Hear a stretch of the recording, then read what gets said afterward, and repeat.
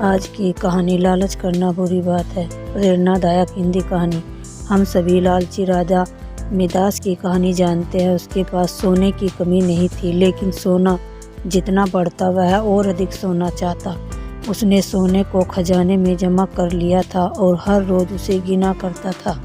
एक दिन जब वह सोना गिन रहा था तो एक अजनबी कहीं से आया और बोला, तुम मुझसे ऐसा कोई वरदान मांग सकते हो जो तुम्हें दुनिया में सबसे ज़्यादा खुशी दे। राजा खुश हुआ और उसने कहा, मैं चाहता हूँ कि जिस चीज़ को छूं वह सोना बन जाए। अजनबी ने राजा से पूछा, क्या तुम सचमुच यही चाहते हो? राजा ने कहा, हाँ। तो अजनबी बोला, कल सूरज की पहली किरण के साथ ही तुम्हें किसी भी चीज़ को छूकर सोना बना देने की ताकत मिल जाएगी।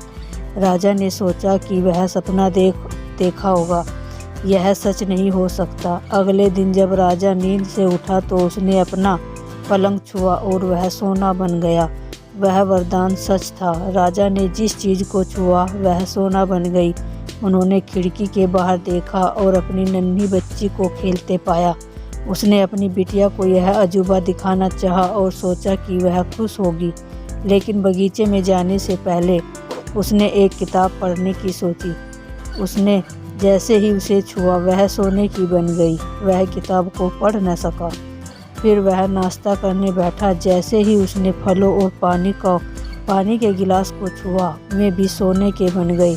उसकी भूख बढ़ने लगी और वह खुद से बोला, मैं सोने को खा और पी नहीं सकता। ठीक उसी समय उसकी बेटी दौड़ती हुई वहाँ आई और उसने उसे बाहों में भर लिया। वह सोने की मूर्ति बन गई। अब राजा के चेहरे की खुशी गायब हो गई।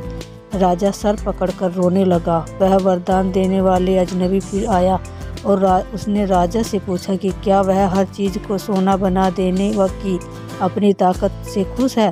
राजा ने बताया कि वह दुनिया के सबसे दुखी इंसान है।